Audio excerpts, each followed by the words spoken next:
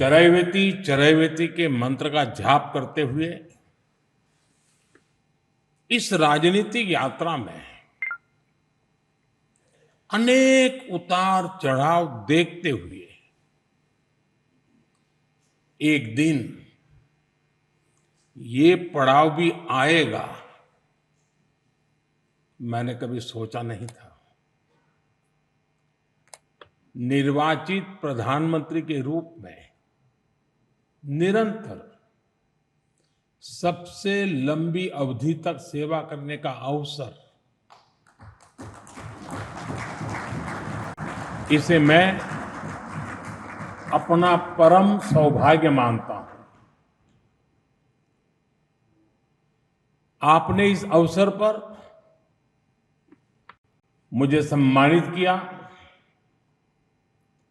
इतना मान दिया, इसके लिए मैं आप सभी का बहुत बहुत आभारी हूं। साथियों, इतने लंबे समय तक मां भारती की सेवा का सौभाग्य मिलना, ये ईश्वर की विशेष कृपा से ही संभव हो सकता है। और मेरे लिए तो जनता जनार्दन ही ईश्वर का रूप है। और इसलिए मैंने इस सेवा कार्य को हमेशा एक साधना के रूप में ही देखा है। और ये साधना भी एकाकी नहीं रही है, ये एक सामूहिक यज्ञ है जिसमें आप सब ने और अनेकों साथियों ने कर्तव्य भाव से अपना योगदान दिया है। मैं आज इस यात्रा के ऐसे सभी साथियों के प्रति भी अपना आभार प्रकट करता हूं। साथियों, इस अवसर पर एनडीए परिवार के सदस्यों ने एक रिजोल्यूशन भी पेश किया है। ये आप सबकी आत्मीयता और उदारता है, क्योंकि मैं इस यात्रा को अपनी व्यक्तिगत उपलब्धि नहीं मानता हूं। ये हर दृष्टिकोण से हम सबकी सामूहिक उपलब्धि है। ये एनडीए के हर घटक दल की एक समान उपलब्धि है।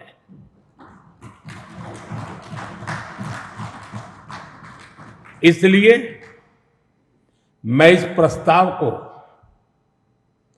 आप सभी को, भाजपा समेत हमारे एनडीए परिवार के सभी कार्यकर्ताओं को समर्पित करता हूं। साथियों, भारत की जनता का निरक्षीर विवेक हमेशा अद्भुत रहा है। देश की जनता ने राष्ट्रीय स्तर पर राजनीतिक स्थिरता का महत्व समझा है। ये जनता जनार्दन की परिपक्वता ही है कि उसने लंबे समय तक मुझे इस तरह जनता की सेवा का अवसर दिया। 2014 के पहले के कई दशक बहुत अस्थिरता और उथल पुथल से भरे हुए थे।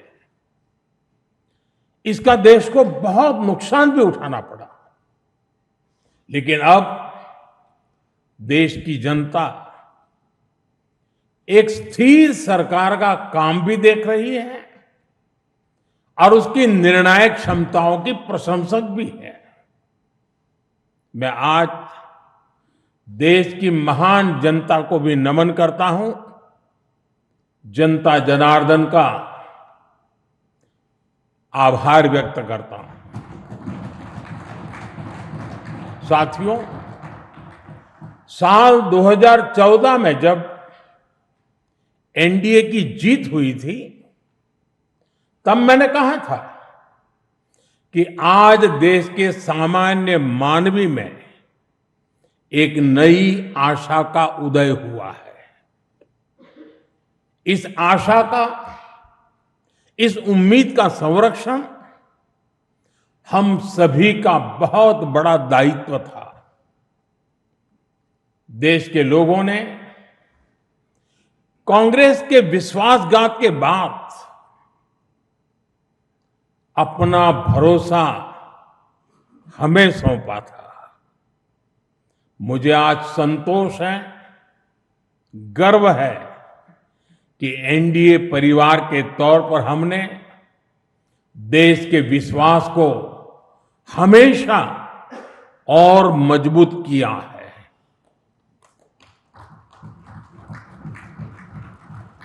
2014 में आशा का उदय होता सूरज आज नए आत्मविश्वास के प्रकाश पुंज में बदल गया है। भारत के लोगों ने पहली बार ये देखा है कि जब सही नीयत से सरकार चलती है तो तेज गति से विकास भी होता है। एनडीए सरकार के इन 12 वर्षों में 25 करोड़ से ज्यादा लोगों का गरीबी से बाहर निकलना ये दिखाता है कि हमारी नीतियां सही हैं, हमारी दिशा सही है। ये सफलता आज देश के हर उस व्यक्ति को एक भरोसा देती है कि एक न एक दिन उसका संघर्ष भी खत्म होगा, एक दिन उसके सपने भी पूरे होंगे। और मैं मानता हूं, कल जो गरीब था आज जो न्यू मिडिल क्लास बना है, उसे अब हमें पीछे नहीं होने देना है। इसलिए सरकार के नाते, जनप्रतिनिधि के नाते हमें दिन रात काम करना है, परिश्रम की पराकाष्ठा करनी है। और इस संकल्प के साथ कि 140 करोड़ का ये देश हमसे जो उम्मीदें लगाए बैठा है वो जरूर पूरी हो।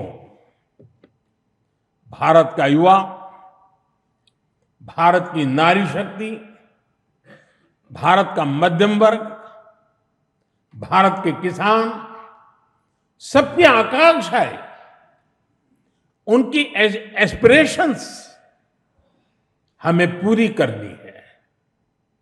आज देश का हर नागरिक विकसित भारत के सपने से भरा हुआ है। विकसित भारत का सपना अब किसी एक व्यक्ति का नहीं रहा, किसी सरकार का नहीं रहा, किसी दल का नहीं रहा। देश के जन जन का सपना बन चुका है, संकल्प बन चुका है। और इस सपने की पूर्ति के लिए हमें अपना हर पल समर्पित करना है। साथियों, एनडीए के 12 वर्षों की एक बड़ी सफलता यह भी है कि देश कांग्रेस के कुचक्र से आजाद हुआ है। कांग्रेस ने देश को लाचारगी, बेचारगी और हीन भावना के गर्त में गिरा दिया था। देश को यही एहसास कराया जाता था कि भारत में विकास धीरे धीरे ही होता है, भारत में तेज विकास संभव ही नहीं है। और बड़ी ही चतुराई से इस धीमी विकास को एक नाम दिया था, हिंदू ग्रोथ रेट। यानी कार्यशैली कांग्रेस की,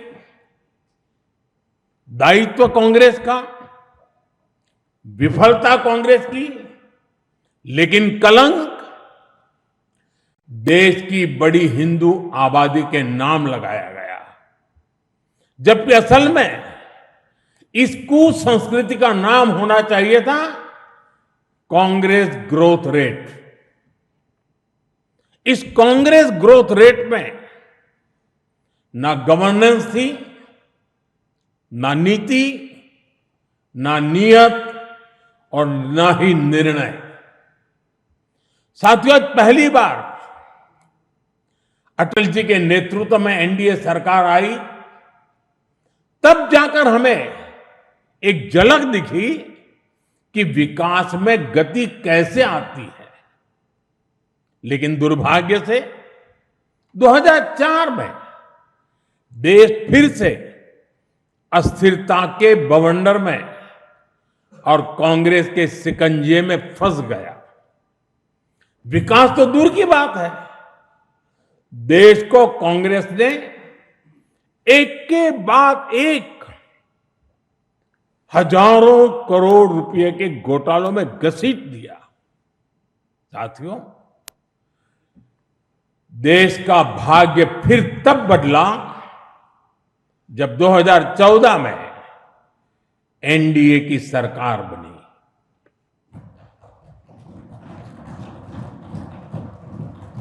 देश ने देखा कि जब नियत, नीति और निर्णय तीनों एक साथ काम करते हैं तो विकास की गति कैसी होती है।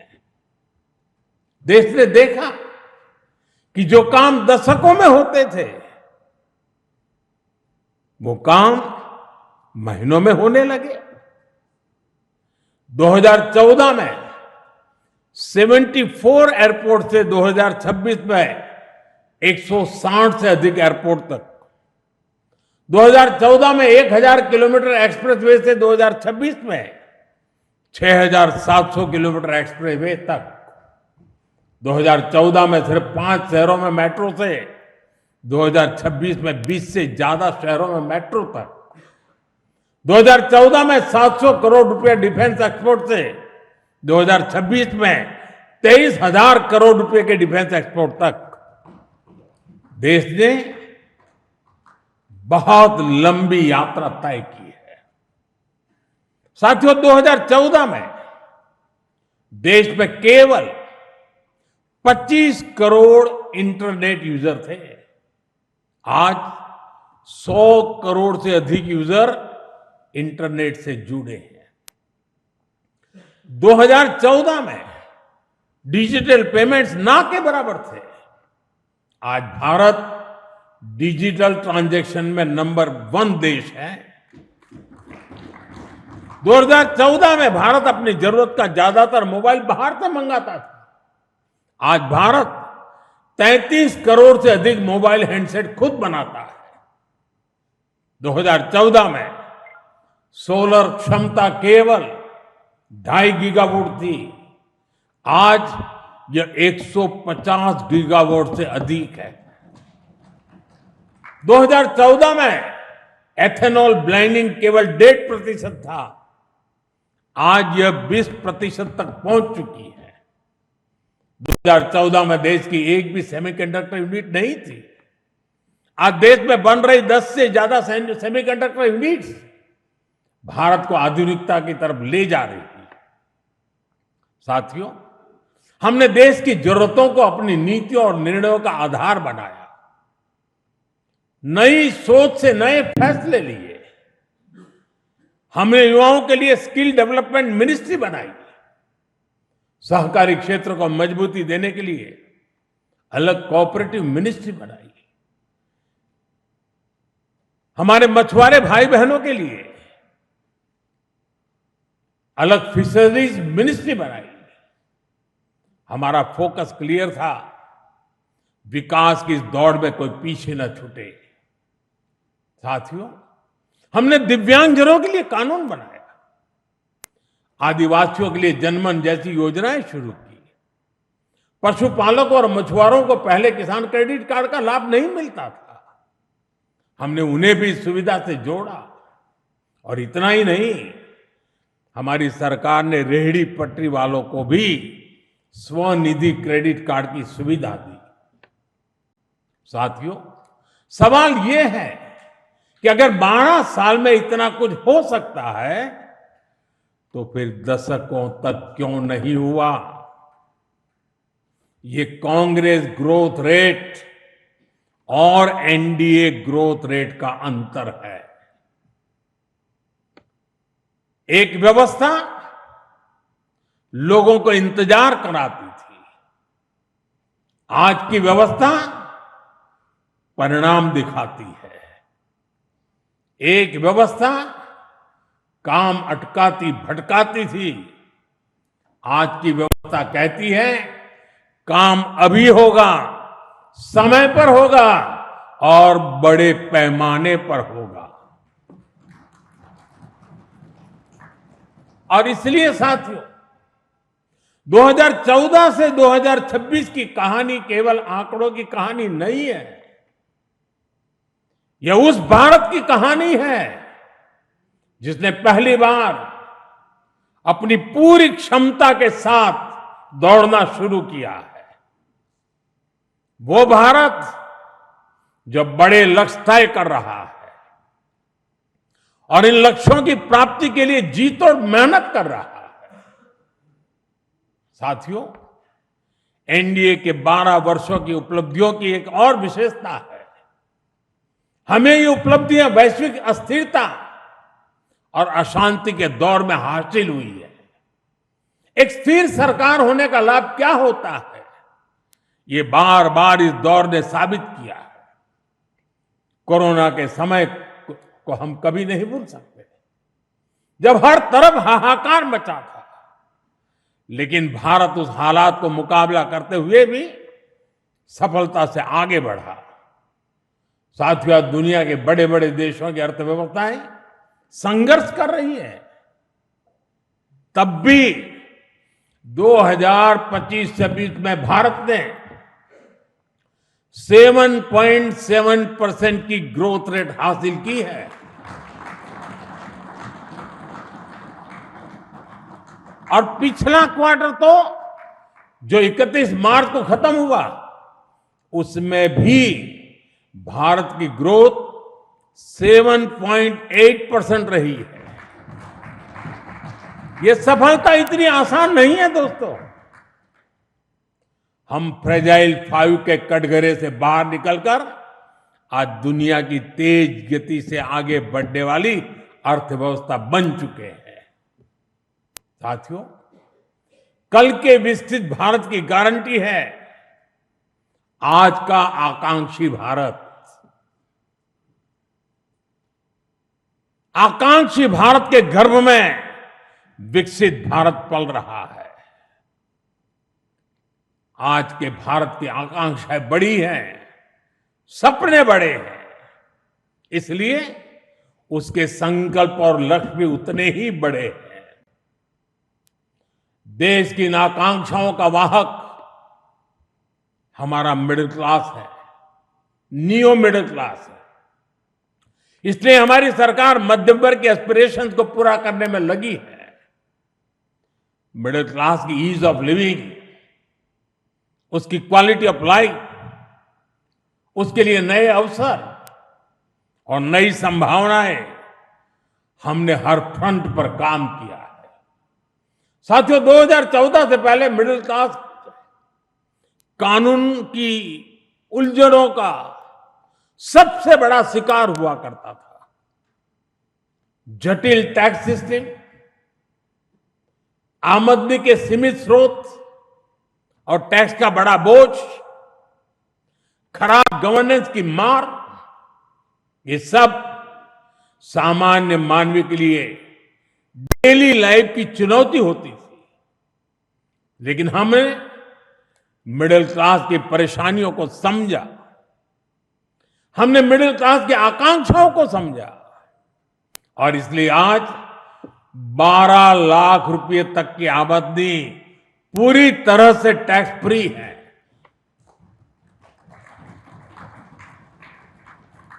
आज देश में सरल और फेसलेस टैक्स सिस्टम है। अच्छे इंफ्रास्ट्रक्चर से उनका जीवन आसान हुआ है। साथियों, बीते 12 वर्षों में मिडिल क्लास परिवार के बच्चों के लिए हर क्षेत्र में नए अवसर बने हैं। मध्यम वर्ग के घर का सपना पूरा हो सके, सरकार इसमें भी मदद कर रही है। घर में इलाज के खर्च का बोझ कम हो, इसके लिए आयुष्मान भारत योजना में बिना आय सीमा के बुजुर्गों को भी शामिल किया गया है। जीएसटी रिफॉर्म का भी बहुत बड़ा लाभ देश के मध्यम वर्ग को हुआ है। उसके लिए हेल्थ इंश्योरेंस सस्ता हुआ है। उसके सपनों से जुड़ी चीजें सस्ती हुई है। इन प्रयासों का परिणाम है कि आज देश का मिडिल क्लास अनिश्चितताओं से मुक्त हो रहा है।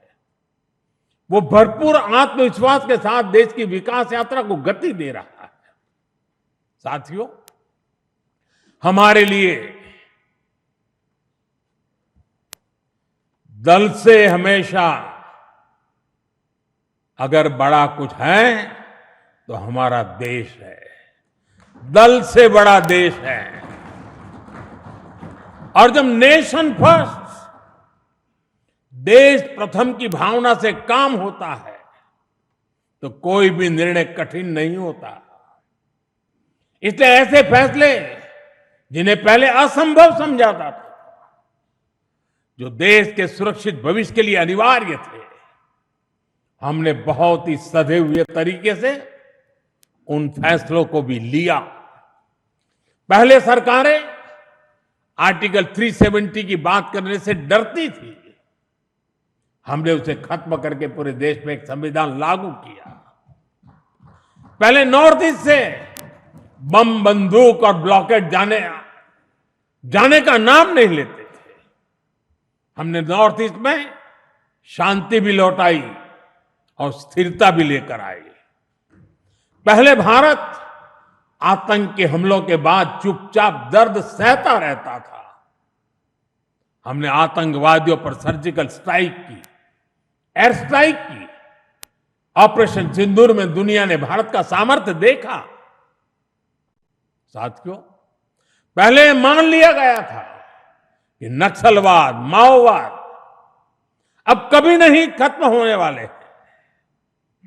कभी खत्म हो ही नहीं सकते। हमने देश को नक्सलवाद, माओवाद के उस जहर से मुक्त करके दिखाया है।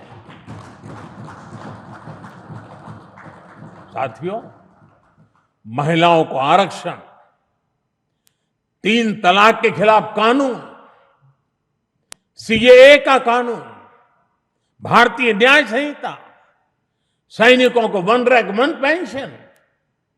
एनडीए सरकार राष्ट्रहित में कोई भी काम करने से पीछे नहीं रही और हम सभी को इस बात पर गर्व है। मैं आज देश को फिर आश्वस्त करूंगा,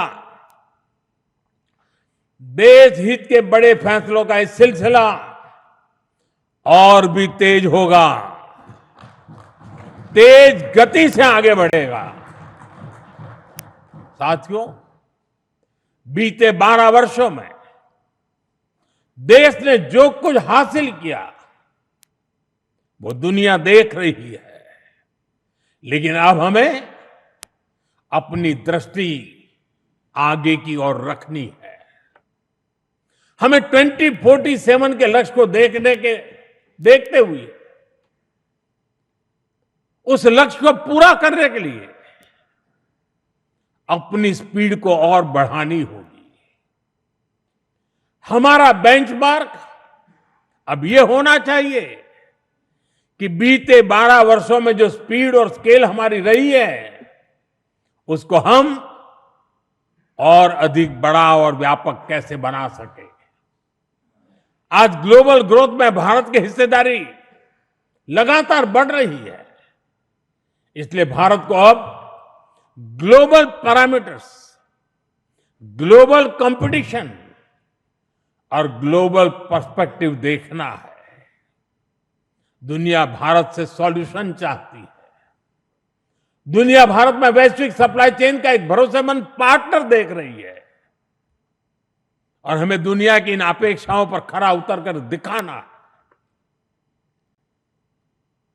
हमें यह समय गंवाना नहीं है और मैं बार बार कहता हूं, यही समय है, सही समय है। साथियों, में फ्यूचरिस्टिक टेक्नोलॉजी में खुद को श्रेष्ठ रखना है। हमें सिर्फ दुनिया जैसा नहीं करना, हमें दुनिया से एक कदम आगे रहना है। अब जैसे एनर्जी सिक्योरिटी है, बीते 12 वर्षों में हमने ऊर्जा में आत्मनिर्भरता के लिए अभूतपूर्व काम किया। मैंने लाल किले से समुद्र मंथन अभियान की घोषणा की थी। ये बहुत ही महत्वाकांक्षी मिशन है। बीते दिनों में ऑयल एंड गैस के एक्सप्लोरेशन को लेकर काफी पॉजिटिव खबरें आ रही हैं। यानी आने वाला समय अनेक संभावनाओं से भरा हुआ है और हमें हर संभावना का पूरा फायदा उठाना है। साथियों, अब हमें 500 गीगावाट रिन्यूएबल एनर्जी के टारगेट को जल्द से जल्द पूरा करना है। सोलर एनर्जी को लेकर तो काम तेजी से चल रहा है, लेकिन अब हमें न्यूक्लियर एनर्जी के लक्ष्यों को भी तेजी से हासिल करना है। अभी हमने दुनिया को दिखाया है कि Bharat fast breeder reactor technology में कितना आगे पहुंच गया है। ये टेक्नोलॉजी हमें न्यूक्लियर एनर्जी में आत्मनिर्भरता की तरफ ले जाएगी। इसी तरह ग्रीन हाइड्रोजन और ग्रीन अमोनिया के मामले में भारत बहुत तेजी से काम कर रहा है। आने वाले समय में ये टेक्नोलॉजी भारत को ग्लोबल ग्रीन एनर्जी मैप में सबसे प्रमुख बना पाएगी और ये नाम बनना पक्का है। साथियों, आज बड़े एक्सपर्ट्स का भी अनुभव है कि जिन देशों ने मैन्युफैक्चरिंग के पूरे इकोसिस्टम पर 80-90 के दशक में काम किया, उन्हें उसका फायदा इस सदी में मिलना शुरू हुआ। भारत ने 10-12 वर्ष पहले जिस इकोसिस्टम पर काम करना शुरू किया, उसका लाभ अब देश को मिलना शुरू हो गया। 2014, 15, 16 के कालखंड में जो बात नींव डाली गई, उसके फल अब दिखाई देने लगे हैं। भारत तेजी से दुनिया का मैन्युफैक्चरिंग पावर हाउस बनने की ओर आगे बढ़ रहा है। साथियों, energy, minerals, chip, battery storage, space, drone, data centres, quantum computing, artificial intelligence, ऐसे हर सेक्टर, हर टेक्नोलॉजी एक दूसरे से जुड़ी हुई है। ये एक दूसरे की पूरक है। भारत इनके लिए विदेशों पर निर्भर नहीं रह सकता, क्योंकि ये भारत की आर्थिक और स्ट्रेटेजिक हर प्रकार की सिक्योरिटी से जुड़े विषय है। और तभी भारत सेमीकंडक्टर इकोसिस्टम पर इतना फोकस कर रहा है, तभी क्रिटिकल मिनरल्स को लेकर मिशन बोर्ड पर काम चल रहा है। साथियों, शिपिंग सेक्टर में भारत आत्मनिर्भरता के नए लक्ष्यों के साथ आगे बढ़ रहा है। हम एक ऐसे फ्यूचर की तरफ बढ़ रहे हैं जहां हम मेड इन इंडिया शिप पर ट्रेड करेंगे और कंटेनर भी मेड इन इंडिया होंगे। शिप मेंटेनेंस और रिपेयर से लेकर स्क्रैपिंग तक की सर्विसेज भी भारत देगा। यही विजन हमारे एविएशन सेक्टर के लिए है। आज हम made in India transport aircraft बना रहे हैं। वो दिन दूर नहीं जब Bharat made in India civil aircraft भी बनाएगा।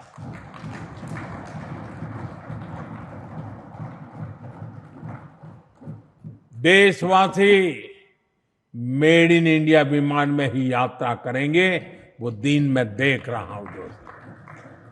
साथियों, ये सदी टेक्नोलॉजी की है, डेटा की है। आज विश्व के सबसे बड़े और आधुनिक डेटा सेंटर्स भारत में बन रहे हैं। यही भारत की ग्लोबल सप्लाई और वैल्यू चेन का मजबूत पिलर बनाएगी। हमने यूपीआई के माध्यम से दुनिया को दिखाया है कि भारत कम से कम और कम से कम समय में टेक्नोलॉजी का इतना विस्तार कर सकता है।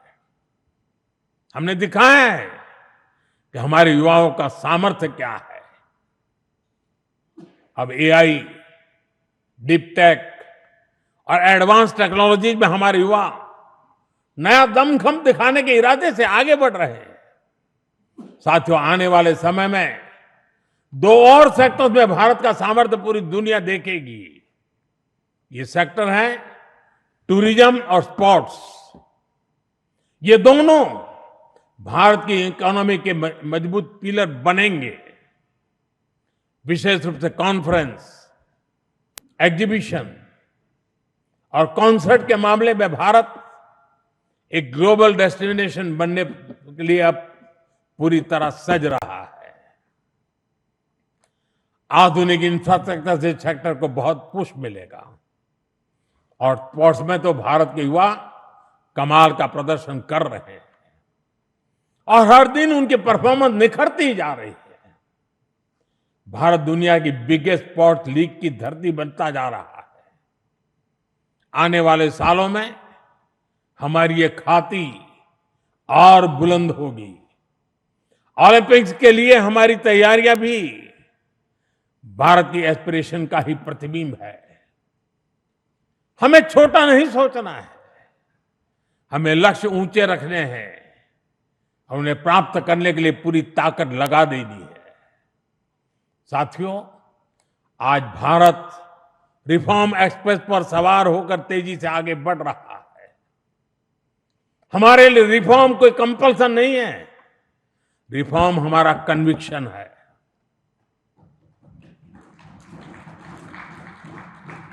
और देश भी निरंतर रिफॉर्म्स को सपोर्ट कर रहा है। साथियों, देशवासियों की सहभागिता की हमारी बहुत बड़ी शक्ति है। ये 12 वर्ष सरकार और समाज की सहभागिता का उत्सव मनाने वाले रहे हैं। बीते 12 वर्षों में मैंने जो भी सहयोग देश से मांगा, देशवासियों ने दिल खोल करके साथ दिया है। मैंने स्वच्छता का आग्रह किया तो पूरा देश निकल पड़ा। मैंने देश से डिजिटल पेमेंट अपनाने के लिए आह्वान किया तो भारत रियल टाइम ट्रांजैक्शन में दुनिया में सबसे आगे निकल गया।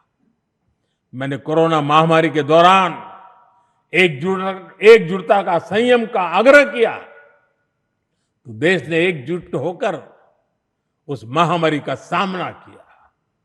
जनता ने कभी हमें निराश नहीं किया। साथियों, आने वाले समय में भी इसी जन विश्वास और जन भागीदारी के साथ हमें आगे बढ़ना है। सबका साथ, सबका विकास, सबका विश्वास और सबका प्रयास, ये हमारा मंत्र रहा है। सबका प्रयास ही विकसित भारत के निर्माण की असली ऊर्जा है। हमें हर राज्य, हर शहर, हर गांव को जोड़ना है। अब समय आ गया है कि राज्यों के बीच नई प्रकार की तंदुरुस्त स्पर्धा, स्वस्थ स्पर्धा हो। स्पर्धा इस बात की हो कि कौन सा राज्य सबसे तेजी से $1 ट्रिलियन इकोनॉमी बनता है। स्पर्धा इस बात की हो कि कौन सा शहर इनोवेशन का सबसे बड़ा केंद्र बनता है। स्पर्धा इस बात की हो कि कौन सा क्षेत्र रोजगार सृजन में सबसे आगे निकलता है। भारत की प्रगति राज्यों की ऐसी प्रगति से ही होने वाली है। आइए अगले दशक को उपलब्धियों के साथ साथ श्रेष्ठता का भी दशक बनाएं। आइए राजनीति की स्पर्धा से ऊपर उठकर विकास की स्पर्धा को राष्ट्रीय संस्कार बनाए। 12 वर्षों की यात्रा उपलब्धियों की रही है। आने वाले वर्ष और भी नई सिद्धियों के होंगे, और भी बड़ी सिद्धियों के होंगे। इसी विश्वास के साथ आप सभी का मैं फिर से अंतःकरण पूर्वक आपके साथ सहयोग समर्थन के लिए आभार व्यक्त करता हूं। मैं सर झुका करके देश के कोटि कोटि नागरिकों को नमन करता हूं। उनके आशीर्वाद ने हमें एक ऊर्जा दी है, शक्ति दी है, प्रेरणा दी है, प्रोत्साहन दिया है। ये जनता जनार्दन के चरणों में सर झुका करके प्रणाम करते हुए आइए एक नए विश्वास के साथ हर संकल्प को पूरा करने के सामर्थ्य को जुटाते हुए हम चल पड़े। देशवासियों के सपनों को हमारे संकल्प बनाए। हमारा पल पल देशवासियों के संकल्पों की साकार करने की यात्रा का अहम पड़ाव बनता चले। इसी भावना के साथ देशवासियों के ऊपर पूरा भरोसा करते हुए आओ निकल पड़े। बहुत बहुत धन्यवाद।